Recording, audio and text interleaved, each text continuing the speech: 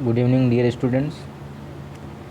आज हम class 11th की हिंदी बुक आरोह पढ़ने जा रहे हैं।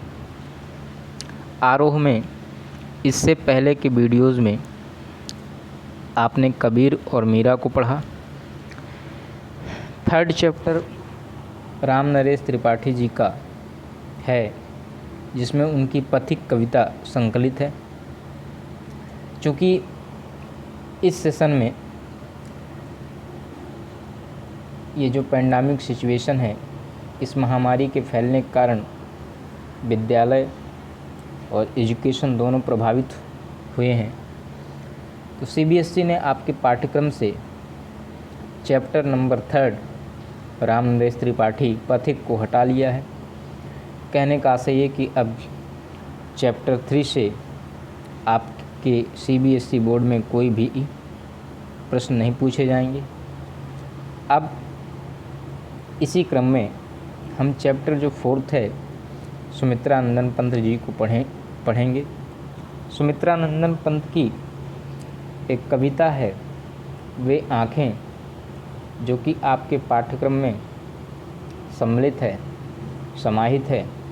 इसे हम पढ़ने जा रहे हैं। वे आँखें वास्तव में मूलतः किसान की आँखों का वर्णन है।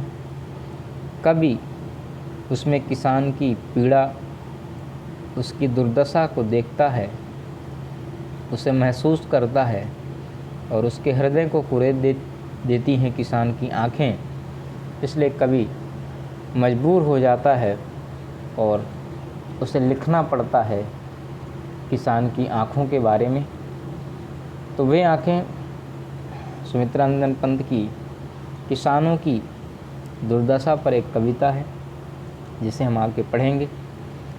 सबसे पहले सुमित्रा नंदन पंत जी को पढ़ लेते हैं कि क्या है।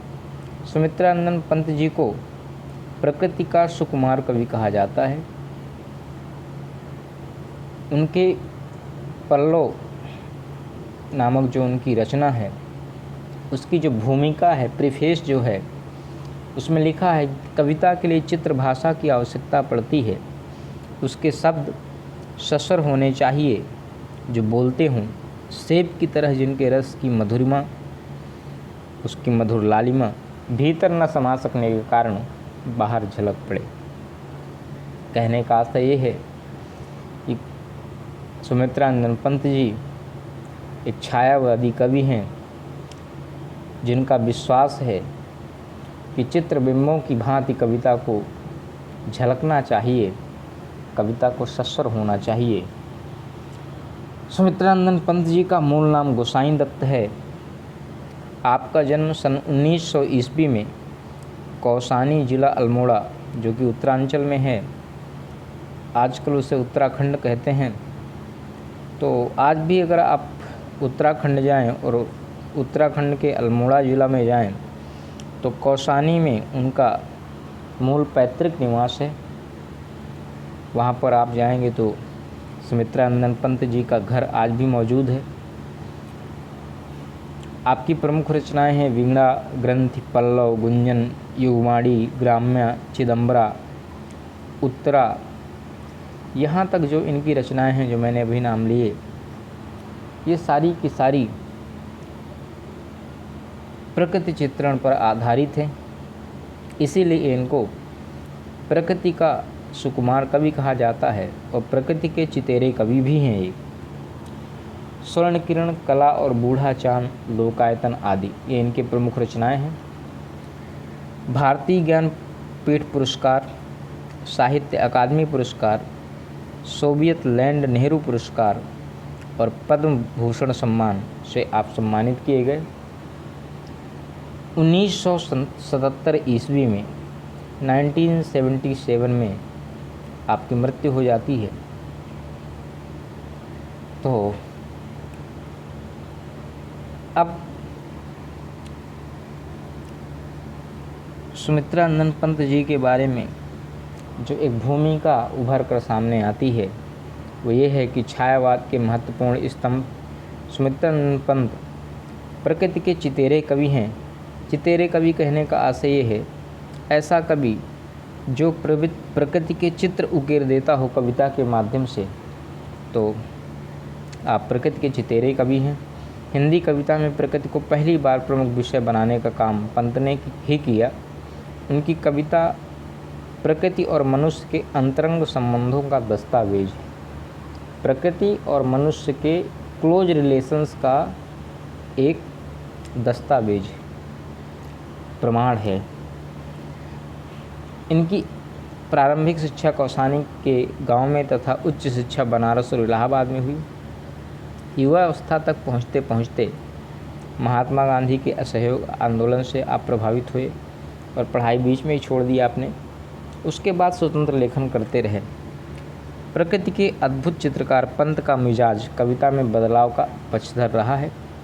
शुरुआती दौर में छायावादी कविताएं लिखीं। पल पल परिवर्तित प्रकृतिवेश इन्हें जादू की तरह आकृष्ट कर रहा था। बाद में चलकर प्रगतिशील दौर में ताज और वे आँखें, तो ये जो यहाँ पर संकलित कविता है जिसे हम पढ़ने जा रहे हैं, वे आँखें प्रगतिशील दौर में इन्होंने कविता लिखी। अर्थात छायावाद युग के बाद जो प्रगतिवाद आया और प्रगतिशीलवाद जो दौर आया, तो उस समय की रचना है।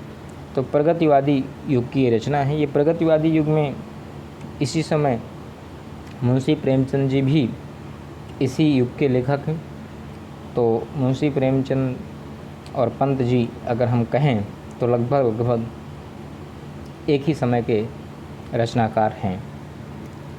अब बात करते हैं कि वे आँखें इन्होंने कविता लिखी। इसमें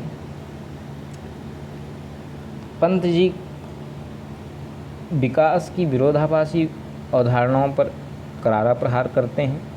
युग युग में शोषण के शिकार किसान का जीवन कवि को आहत करता है। दुखद बात यह है कि स्वाधीन भारत में भी किसानों को केंद्र रखकर व्यवस्था ने निर्णायक हस्तक्षेप नहीं किया। अर्थात देश आज़ाद हुआ, स्वतंत्र हुआ, उसके बावजूद भी किसानों के लिए, कृषक समाज के लिए जो सत्ता में बैठे लोग थे उनका कोई इन्वॉल्वमेंट नहीं रहा, कोई हस्तक्षेप नहीं रहा।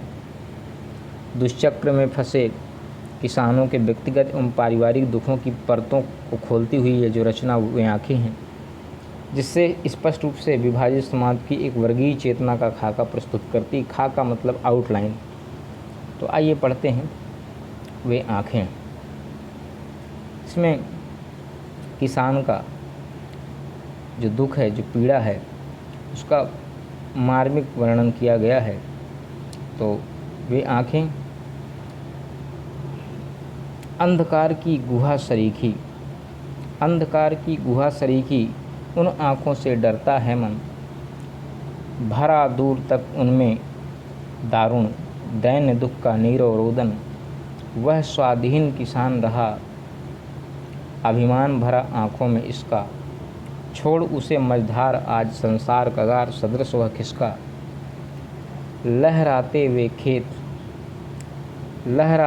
खेत द्रवों में हुआ बेदखल वह अब जिनसे, हंसती थी उसके जीवन की हरियाली जिनके तृण से, आँखों में ही घूमा करता वह उसकी आँखों का तारा, कारकुनों की लाठी से जो गया जवानी ही में मारा।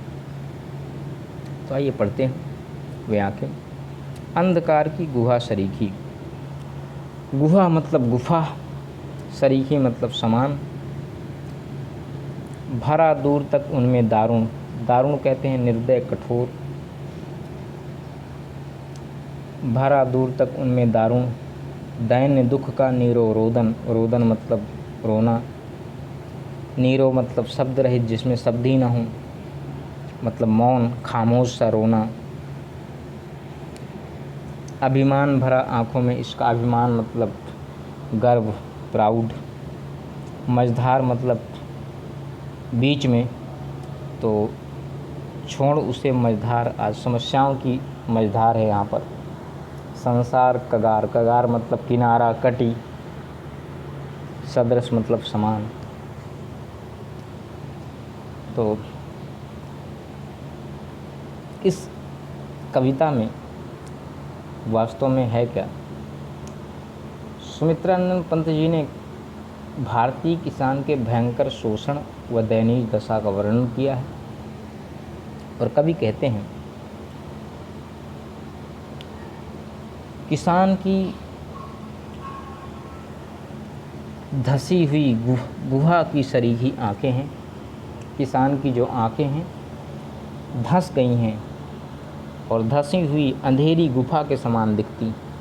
जिस तरह से किसी अंधेरी गुफा में जाने से कोई व्यक्ति को डर लग जाता है, ठीक उसी प्रकार से कवि कहता है, जब मैं उस किसान की आंखों को देखता हूँ तो उसमें जो निराशा है और उस निराशा और दुख का जो अंधेरा छाया हुआ है उसकी आंखों में, उससे डर लगता है। उन आंखों से डरता है मन। उन आंखों को देख करके मन अत्यधिक भयभीत हो जाता है। और वो मन जो भयभीत होता है, किस भय से भयभीत होता है? एक अज्ञात भय से भयभीत हो जाता है। ज्ञात नहीं कौन सा है वो भय, पता नहीं। आप बताएं, अगर किसी अंधेरी जगह में आपको छोड़ दिया जाए तो आप डरेंगे। और कैसा डर होगा? अज्ञात भय होगा। पता नहीं किस प्रकार की समस्या से आपको रूबरू होना पड़ेगा, पता नहीं किस समस्या को आपको फेस करना पड़ेगा। तो जो एक अज्ञात भय उत्पन्न होता है, उस भय से कवि को बहुत डर लगता है। और भरा दूर तक उनमें दारुण दैन्य दुख का नीरो रोदन, जिसमें कवि को देखता है और उसको ऐसा लगता है कि उनमें बहुत दूर तक कोई कष्टप्रद दयनीयता व दुख का मौन रुदन भरा हुआ है। बहुत दूर तक उसमें कोई अत्यधिक कष्ट प्रदान करने वाली और दैन्य दुख का निरोधन और दयनीयता से, दुख से भरा हुआ कोई मौन सा, खामोश सा रोना भरा हुआ है। अर्थात कहने का आशय ये है कि कवि के अंदर बहुत कष्ट है, बहुत दुख है और उस रुदन को कवि रो नहीं पा रहा है। वो खामोश सा रोना अपनी आंखों में समाये हुए बैठा है। वह स्वाधीन किसान रहा, अभिमान भरा आंखों में इसका, छोड़ उसे मझधार आज संसार का कार सदृश वह किसका। वह किसान पहले बहुत सदैव स्वाधीन रहा है, स्वतंत्र रहा है। उसके पास उसके अपने खेत थे, उसको मालिकाना हक प्राप्त था। उसकी आंखों में से स्वाभिमान झलकता था। जब वो खेती करता था तो अपने लहलहाते खेतों को देखता तो वह स्वाधीन किसान था। उसकी आंखों में एक स्वाभिमान भरा हुआ करता था। छोड़ उसे मझधार आज संसार कगार सदृश हो किसका। तो संसार ने छोड़ उसे मझधार आज, उसे मझधार में छोड़ करके आज समस्याओं के मझधार में, समस्याओं से भरा इस संसार जो है, जो समस्याओं से भरा पूरा ये संसार है, इन समस्याओं की मझधार में ये संसार उसको आज छोड़ करके किनारे की तरह बह करके उससे दूर जा चला है। जैसे अगर आप देखते होंगे नदी में बाढ़ आती है तो जब बहुत अत्यधिक तेज़ बाढ़ होती है तो जो कगर होते हैं, जो किनारे होते हैं, वो भी कटाव के साथ बह जाते हैं। तो ठीक उसी प्रकार से संसार ने उसे समस्याओं के बीच में छोड़ करके, कोई व्यक्ति डूब रहा हो और वो किनारे की तरफ जाए और किनारा भी धंस करके नदी के साथ बह जाए, ठीक उसी प्रकार से संसार ने उसे समस्याओं के भंवर जाल में फंसा करके, मझधार में फंसा करके, उसे बीच मझधार में छोड़ करके किनारे की तरह दूर चला गया है। अब अभी तक यहाँ विशेष जो चीज़ें आई हैं, सबसे पहली चीज़ किसान की उपेक्षा। यहाँ संसार जो है क्या कर रहा है? किसान की उपेक्षा कर रहा है। एक चीज़ तो ये इस पद में संसार की उपेक्षा है कि संसार ने कैसे किसान की उपेक्षा की, कैसे किसान को अवॉइड किया, कैसे किसान को किनारे लगा दिया, उसकी समस्याओं को नहीं समझा, सत्ता ने नहीं समझा, सरकार ने नहीं समझा। एक ये अंधकार की गुहा सरीखी में आप देखें तो उपमा अलंकार का प्रयोग किया गया है। दारुण दैन्य दुख में दा वर्ण की बार बार आवृत्ति आ रही है, तो वहाँ पर कौन सा अलंकार होगा? दारुण दैन्य दुख का नीरोरोधन। तो दारुण दैन्य दुख में अनुप्रास अलंकार है। कगार सदृश में फिर से उपमा अलंकार है और भाषा में लाक्षणिकता है। लक्षणों के माध्यम से कगार का लक्षण दे रहा है, मझधार का लक्षण दे रहा है कवि। और पूर्णतया संस्कृतनिष्ठ अर्थात तद्भव शब्दों की प्रधानता वाली भाषा है। हालांकि गुहा शब्द का प्रयोग उन्होंने तद्भव शब्द का किया है, लेकिन ओवरऑल अगर आप देखें तो तत्सम शब्द की प्रधानता है, भाषा में प्रवाह है। तो ये हो गया पहला पद। इसके बाद आगे पढ़ते हैं। लहराते वे खेत द्रवों में हुआ बेदखल अब वह जिनसे हंसती थी उसके जीवन की हरियाली जिनके तृणतन से आँखों ही में घूमा करता वह उसकी आँखों का तारा, कारकुनों की लाठी से जो गया जवानी ही में मारा। तो लहराते वे खेत द्रगों में, द्रग मतलब आँखें, लहराते मतलब लहराते हुए, झूमते हुए, बेदखल मतलब जिसके दखल में नहीं है, अधिकार से नहीं है, अधिकार से वंचित कर देना, तृण अर्थात तिनका, आँखों का तारा अर्थात बहुत प्यारा। आँखों का तारा होना मुहावरा है, मुहावरेदार भाषा का प्रयोग किया गया, तो बहुत प्यारा। कारकुनों की लाठी से, है ना, जो गया जवानी में ही मारा। तो कारकुन कहते हैं जमींदार को, कारिंदों को। जमींदार के जो कारिंदे हैं उनको कहते हैं कारकुन। तो लहराते हुए खेत द्रव्यों में हुआ बेदखल अब वह जिनसे, कभी कहता है वो उसके लहलहाते हुए खेत जिनसे अब यद्यपि वो वंचित हो चुका है, बेदखल कर दिया गया है, उसके खेत हड़प लिए गए हैं। किसान अपने अतीत को याद कर रहा है, अपने पास्ट को याद कर रहा है। उसकी आँखों के समक्ष वो खेत लहलहाते हुए नज़र आ रहे हैं, जबकि अब उन खेतों से उसे वंचित कर दिया गया है, अधिकार विहीन कर दिया गया, उससे उन खेतों में उसका कोई अधिकार नहीं रहा, अर्थात जमींदारों ने उसकी ज़मीन हड़प ली। कभी इन खेतों के तिनके तिनके में हरियाली लहराया करती थी, तो लहलहाती हरियाली को देख करके उसकी आँखों में एक सुकून आता था, उसके जीवन में खुशियाँ आती थीं, धन धान्य से परिपूर्ण हुआ करता था वो किसान। तो लहराते हुए खेत द्रगों में हुआ बेदखल वह अब जिनसे, तो वह लहराते हुए खेत आँखों में अब भी लहरा रहे हैं, अर्थात वो उसको अपना अतीत याद आ रहा है, जिनसे अब उसे वंचित कर दिया गया है, अर्थात उनकी ज़मीन जमींदारों ने हड़प ली।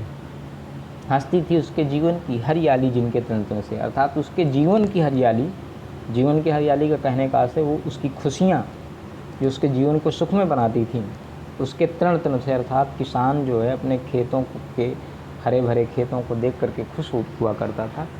अब वो सब कुछ खत्म हो चुका है, अब वो खेत नहीं रहे उसके, आज जमींदारों ने उसके सारे खेत छीन लिए। आँखों में ही घूमा करता वह उसकी आँखों का तारा, किसान की आँखों में उसके प्यारे पुत्र जो उसकी आँखों का तारा था, जो उसका सबसे प्यारा पुत्र था, उसका चित्र घूमता रहता है, वह उसे याद आता रहता है बार बार।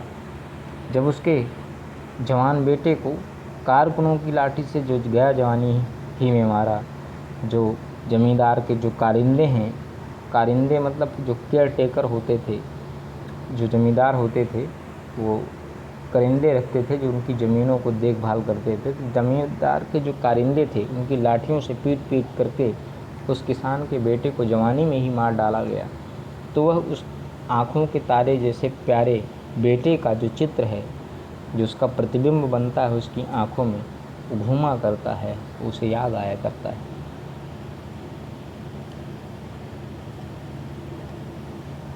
ये देखिए किसान की आँखों का चित्र यहाँ दर्शाया गया है। अब इन पंक्तियों में अगर आप देखें तो जमींदार के अत्याचारों का वर्णन आपको प्राप्त होगा। लहराते खेत और जमींदार की लाठी से पिटकर मरे पुत्र में दृश्य बिंब साकार हो उठता है।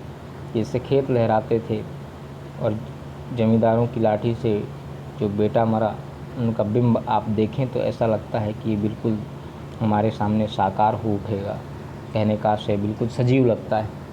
तृण में पुनरुक्ति प्रकाश अलंकार है, जीवन की हरियाली में रूपक अलंकार है, आँखों में घूमना, आँखों का तारा होना, ये मुहावरा है। इसके बाद बिका दिया घर द्वार, महाजन ने न ब्याज की कौड़ी छोड़ी। रह रह आँखों में चुभती वह कुर्क हुई बर्धों की जोड़ी। उजरी उसके सिवा किसे कब पास दुहाने देती। आँखों में नाचा करती उजड़ गई जो सुख की खेती। बिना दवा दर्पण के घरनी सरक चली आँखें आती भर। देख रेख के बिना दुधमुही बिटिया 2 दिन बाद गई मर। अब देखिए, महाजन अर्थात साहूकार जो ऋण देता है, साहूकार। बिका दिया घर द्वार, महाजन ने न ब्याज की कौड़ी छोड़ी। कौड़ी मतलब 1 पैसा, उस समय कौड़ी चलती थी। तो महाजन साहूकार।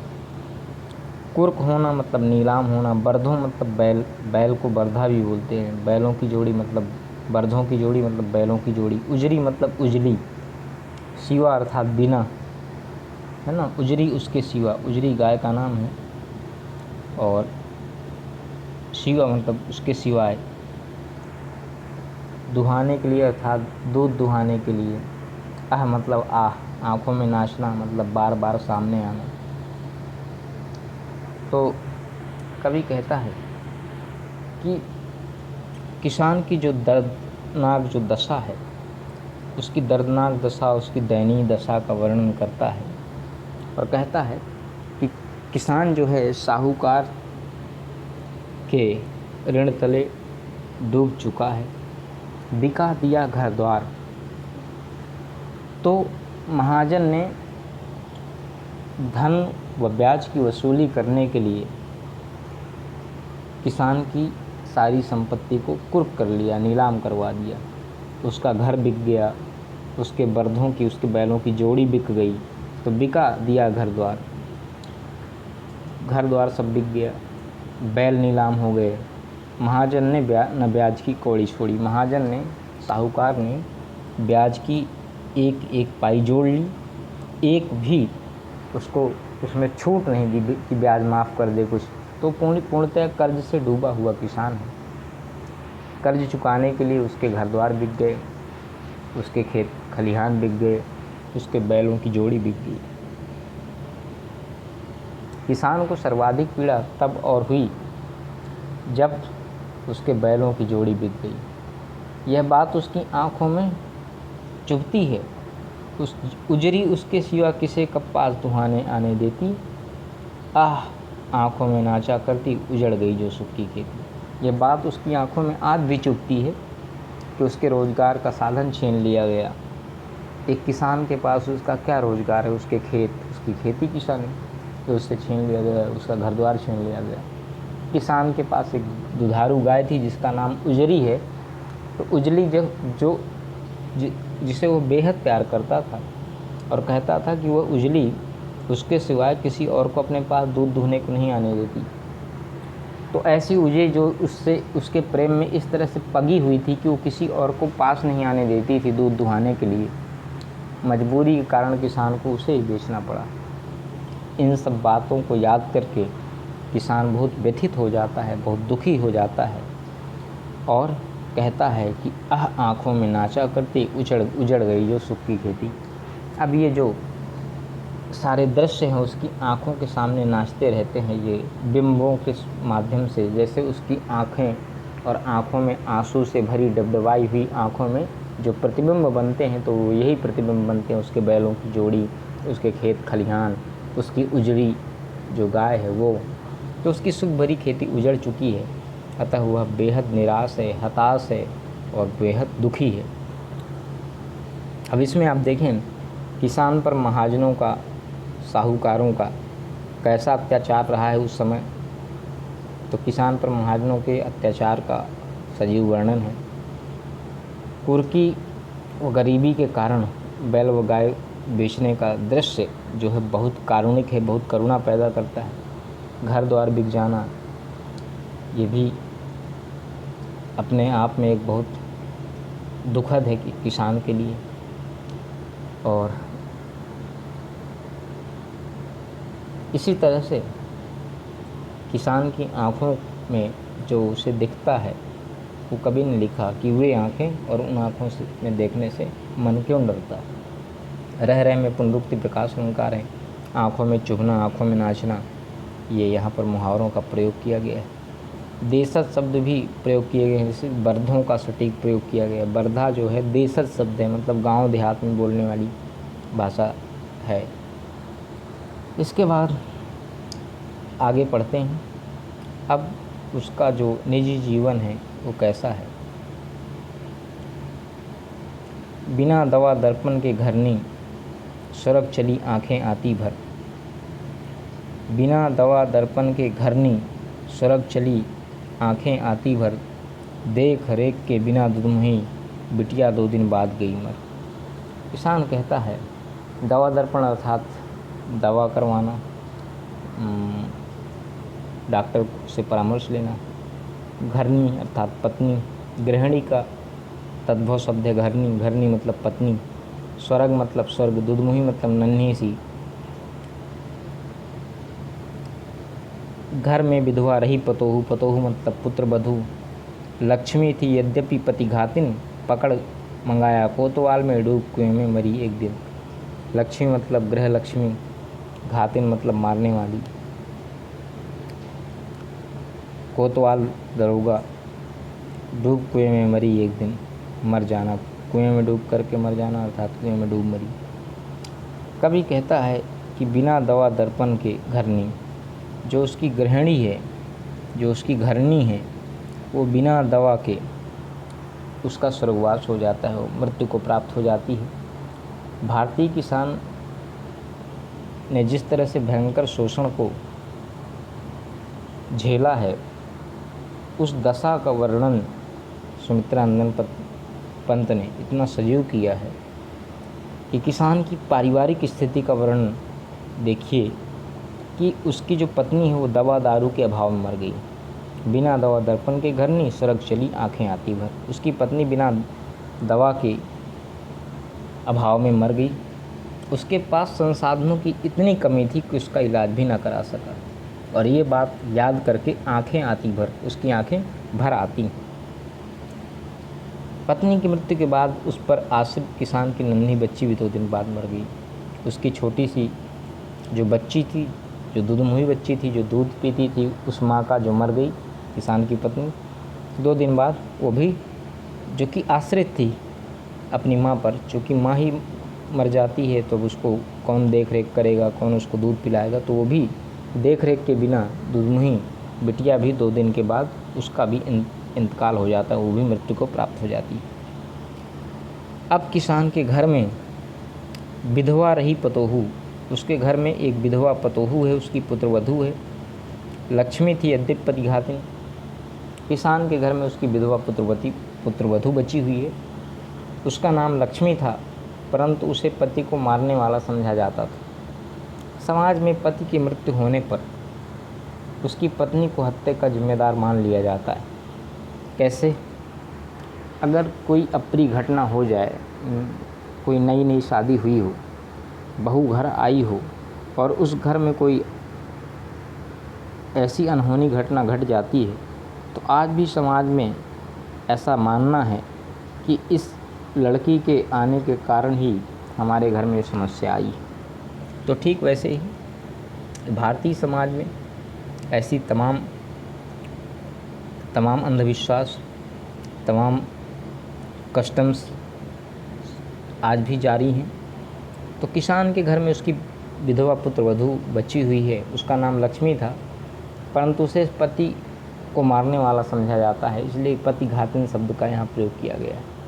यद्यपि नाम उसका लक्ष्मी है, लेकिन उसे ये समाज ये समझता है कि इसने अपने पति को खा लिया, अर्थात मृत्यु का कारण यही है।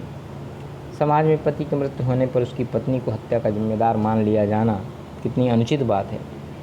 पकड़ मंगाया कोतवाल ने, डूब कुएं में मरी एक दिन कोतवाल ने उसे बुलवाकर उसके साथ गलत व्यवहार किया, उसकी मान मर्यादा से खिलवाड़ किया, जिसके कारण लोक लाज के कारण वो कुएं में डूब करके मर गई। तो कोतवाल भी उसका शारीरिक शोषण करता है, उसकी पुत्रवधू का, जो विधवा थी।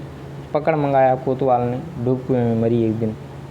तो कोतवाल ने उसे एक दिन बुलवा लिया और उसकी अस्मत, उसकी इज्जत, उसकी आबरू से खिलवाड़ किया, जिस कारण से लोक लाज के कारण से, लोक लज्जावश वह कुएं में जाकर के आत्महत्या कर लेती है। इस प्रकार से किसान का पूरा परिवार ही बिखर जाता है। किसान की गरीबी, उसका शोषण व उसकी लाचारी का सजीव वर्णन है। आंखें भर आना मुहावरा है। घरनी, स्वर्ग, लक्ष्मी आदि तद्भव शब्द आपको दिखे होंगे अभी। अनुप्रास अलंकार दवा दर्पण में और 2 दिन में है। पति की हत्या के बाद नारी के प्रति समाज के कटु दृष्टिकोण का पता चलता है। समाज कैसे उसे ताने देता है, कैसे समाज उसे किस दृष्टि से देखता है, और लोग एक विधवा औरत का, कोतवाल जो कि एक सशक्त समाज का एक जो है प्रतिनिधित्व करता है, कैसे उसका शारीरिक शोषण करता है। पुलिस के अत्याचार का वर्णन है यहाँ पर।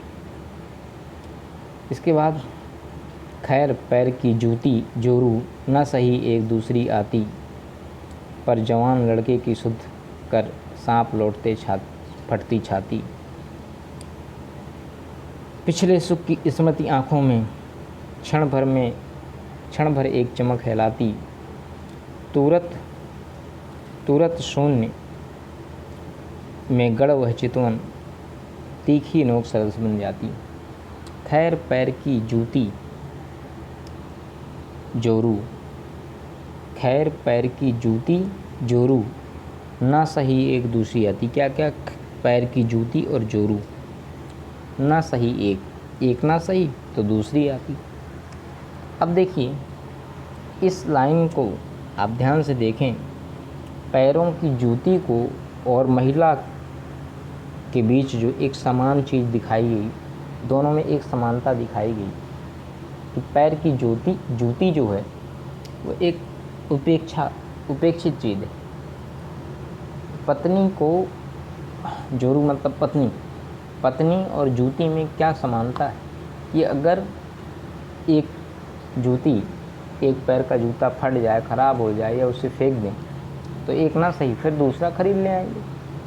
तो अगर पत्नी चली गई तो दूसरी आ जाएगी। ये उस समय जो सुमित्रा नंदन पंत जी ने प्रगतिवाद के समय, जिस समय कविता वे आँखें लिखी गई, उस समय वास्तव में महिलाओं की समाज में स्थिति अच्छी नहीं थी। तो भारतीय किसान के नज़रिए से ये बताया गया कि उस समय महिलाओं की स्थिति जो है ज़्यादा अच्छी नहीं थी, शोचनीय थी। महिलाओं की स्थिति बिल्कुल निंदनीय थी। किसान को अपनी पत्नी की मृत्यु पर विशेष शोक नहीं है, तो वह उसे पैर की जूती के समान समझता है। देखिए, किसान को अपनी पत्नी की मृत्यु पर विशेष ज़्यादा दुख नहीं है, वह उसे पैर की जूती के समान समझता है। यदि एक नहीं रहती तो दूसरी से विवाह करके ले आया जा सकता है, परंतु उसके अपने जवान बेटे की याद आने पर बहुत कष्ट होता है। पर जवान लड़के की सुध कर सांप लौटते फटती छाती। लेकिन उसे अपने जवान बेटे की जो मृत्यु हुई है उसको याद करके बहुत कष्ट हो रहा है। उसकी छाती पर सांप जैसे लौटते हैं और छाती फटने लगती है। दोनों मुहावरे हैं, सांप लौटना, छाती फटना। उस बेटे की अर्थात असहनीय दर्द होना, असहनीय कष्ट होना। उस बेटी की मृत्यु पर कवि कह रहा है कि किसान को बेहद कष्ट होता है। किसान पिछले सुख की स्मृति आँखों में क्षण भर एक चमक है लाती। किसान की आँखों में पिछले सुख की स्मृति आँखों में क्षण भर एक चमक है लाती। किसान जब पिछले खुशहाल जीवन को याद करता है तो उसकी आँखों में एक क्षण के लिए प्रसन्नता की चमक आती, परंतु अगले ही क्षण जब वह सच्चाई की धरातल पर सोचता है, वर्तमान में झांकता है, तो उसकी नज़र शून्य में अटक कर गड़ जाती है। वह विचार शून्य होकर टकटकी लगाकर देखता है। तुरंत शून्य में गड़ वह चितवन, तीखी नोक सदस्य बन जाती।